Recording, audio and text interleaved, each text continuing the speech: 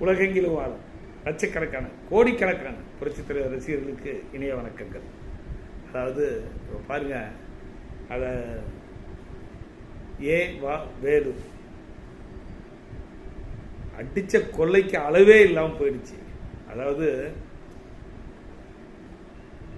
போடாத ரோடு, வெட்டாத கிணறு. ஒரு படத்தில் வடிவேல் கூட கிணறை தேடிட்டு போவாங்க. இப்படிலாம் கூட நடக்குமான்னு நினச்சி பாருங்க. ஒரு தமிழக அரசினுடைய ஒரு அதிகாரத்தை திருட்டு திமுக கையில் கொடுத்ததுனால என்னென்ன கேலி கூத்தெல்லாம் இருக்குது பார்த்தீங்களா? இப்போ தான் தெரியுது. இங்கே மந்திரிகள்லாம், முன்னாள் மந்திரிகள்லாம் அரெஸ்ட் ஆகிட்டு இருக்காங்க. அதனுடைய தலைவரும் அவர் பையனும் ரெஸ்ட் எடுக்க போயிட்டாங்க. நான் ரொம்ப கழிச்சு போயிட்டாங்கல்ல. யாரை ஏமாத்துறீங்க? கோடிக்கணக்கான ரூபாய், லட்சக்கணக்கான கோடிக்கணக்கான ரூபாயை, லட்சம் கோடியை கொண்டு போய் அதை பதுக்கி வச்சதை, அதை என்னடா அது இப்போ ஆட்சிக்கு வரல, இனிமேல் அதை ஒழுங்குபடுத்தணும் அப்படி அந்த பணத்தை திருந்தி கொண்டு வந்து அத்தனை பணத்தையும் கொண்டு வந்து இங்கே போடுங்கய்யா. ஏழை எளிய மக்கள் வயிறார நல்ல நிம்மதியாக சாப்பிட்டு செஞ்ச தப்புக்கு மன்னிப்பு கேட்டுட்டு அத்தனை சொத்தையும் அரசாங்கத்தில் நீங்கள் ஒப்படைச்சாதான் இனிமேல் உங்களுக்கு மானமுள்ள தமிழர் ஓட்டு போடுவாங்க. எல்லாம் தமிழர்களை இழிச்ச வாயை நினைச்சிட்டு இருக்கீங்களா? இந்த இனிமேல்லாம் நீங்க எல்லாம் எந்த காலத்திலையும் ஜெயிக்க முடியாது. தம்பி தளபதி விஜய் அவர்கள், அதாவது இது ஆண்டவனா பார்த்து கொடுத்து, அதாவது உலகத்தில் ஒரு கெட்ட சக்தி பெரிய பிரச்சனை பண்ணிட்டே இருக்கும். ஒரு நல்ல சக்தி திடீர்னு தோன்றி அவங்கள பூரா காலி பண்ணு. இப்ப சிங்கப்பூர்ல போய் படுக்கிற அளவுக்கு அந்த முன்னாள் அமைச்சர் வேலுக்கு என்ன பிரச்சனை? என்னடா அது போடாத ஒரு ரோடு, அதை பாருங்க, ராத்திரியே போலீஸ் பாதுகாப்போட கொண்டு போய் போடுறாங்க. எங்க அப்பன் குதிரைக்குள்ள இல்லைங்கிறவங்க. ஏயா ஒரு ரோடு போடாம 3.5 கோடி ரூபாய், இந்த மாதிரி எத்தனை ரோடுகள் போடாம பில்லை மட்டும் போட்டிருப்பீங்க. அப்ப இதுக்கு உடந்தையா இருந்த அதிகாரிகள் நீங்களா வந்து சரணடைஞ்சிருங்க. உங்களுக்கு நல்லது. நீங்க பழைய மாதிரி நினைச்சிட்டு இருந்தீங்க, உங்க வாழ்க்கையே போயிடும். இந்த அதிகாரிகளுக்கெல்லாம் இது ஒரு எச்சரிக்கை. உலகம் பூரா இருக்கிற லட்சக்கணக்கான கோடிக்கணக்கான புரட்சி தலைவர்களுடைய பக்தர்கள் சார்பில், ரசிகர்கள் சார்பில் உங்களுக்கெல்லாம் ஒரு எச்சரிக்கை விட, ஒழுங்கா நீங்களே வந்து சரணடைஞ்சிருங்க. முன்னாள் அமைச்சர்கள் செய்த யோகிதை சந்தி சிரிக்குது. சிங்கப்பூரில் போய் படுத்துக்கிட்டா விட்டுருவாங்களா? இல்லை விட்டுருவாமா? உலகத்தில் எந்த மூளைக்கு போனாலும் சரி, தமிழக மக்களுக்கு நீங்க பதில் சொல்லியே தீரணும். கொஞ்ச நாளைக்கு வேணா நீங்க அதான் செந்தில் பாலாஜி, அவன் தம்பி தலைமுறைவு, இந்த ஆளு தலைமுறைவு, இன்னும் அடுத்தடுத்து வெள்ளை அறிக்கை வர நீங்கெல்லாம் என்ன ஆவீங்கன்னு தெரியாது. இப்ப தெரியுதா?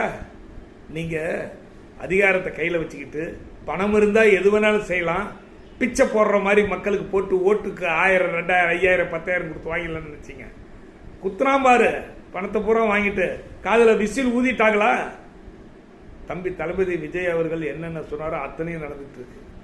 நீங்க இனிமேல் பாருங்க, செய்தி ஊடகங்கள்ல சில பேர் மட்டும்தான் போடுறான், இந்த மாதிரி வேலு அவர்களுக்கு லஞ்ச ஒழிப்புத்துறை லெட்டர் கொடுத்தாங்க, அவர் 5 நாள் முன்னாடியே போய் படுத்துட்டாரு, வேலை முடிஞ்சு போச்சு அப்படின்னு.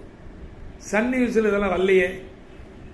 நீங்கெல்லாம் மனசாட்சியோட, உங்ககிட்ட மனசாட்சி, நெஞ்சுக்கு தேவை மனசாட்சி, அது நீதி தேவனின் அரசாட்சி. நீங்கெல்லாம் செய்ய மாட்டீங்க எந்த காலத்திலையும்.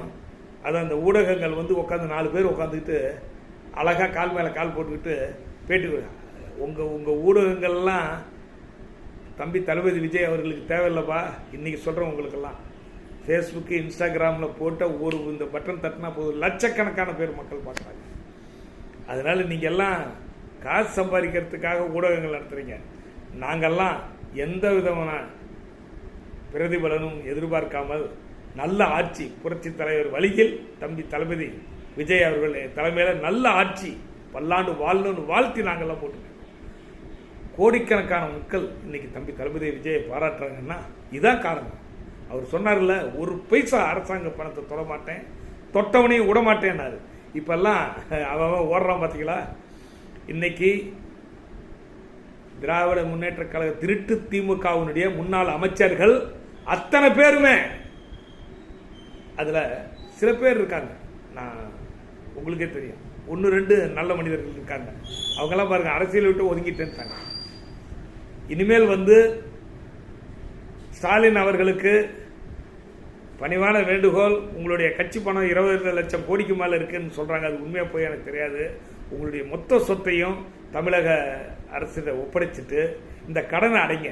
13 லட்சத்தி கோடி இருக்கே, 13 லட்சம் கோடிக்கு மேலே இருக்கே, அந்த கோடி கணக்கில் உள்ள யாரும் எங்கேருந்தோ ஒரு மூலையில் பாருங்கள் 1,28,000 30,000 அனுப்பிச்சிட்டு இருக்காங்க.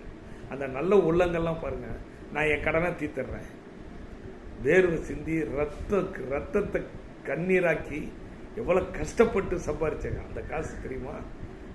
நீங்கள் ஒரு கையெழுத்தில் 3.5 கோடி ரூபா, அதுவும் போடாத ரோடு. மக்களை எந்த அளவுக்கு நீங்கள்லாம் நினச்சிருக்கீங்க? இந்த ஒரு விஷயம் போதும் தம்பி தளபதி விஜய் அவர்களுக்கு கோடி நமஸ்கார், கோடி வாழ்த்துக்கள், கோடி வணக்கங்கள். புரட்சி தலைவர் வழியில் சமதர்ம சமுதாயம் படைப்போம்.